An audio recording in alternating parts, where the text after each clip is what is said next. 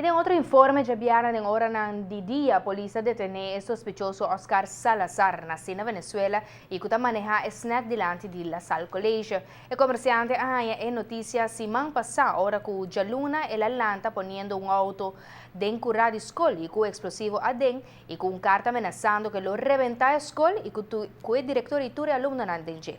Claro que ameaça assim sério, não por passar assim mais. E aunque Cusco e a escola mesmo a entregar queijo, a polícia não a responder mesora. Ao contrário, rechargam a atender caso e a rainha que o homem quer suicidar seu mês e a manda slachtofferhulp para papecuni.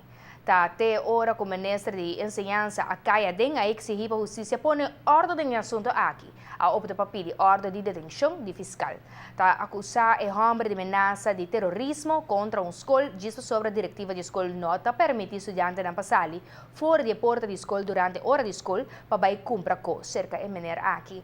La Salle College tem um comunicado manda agradecer a escola, Ministério de Enseñanza e Justiça para que ação rápido para que o atentado de semana passada na escola. Nanta compreender via meio de comunicação que o suspeitoso em questão está detenido.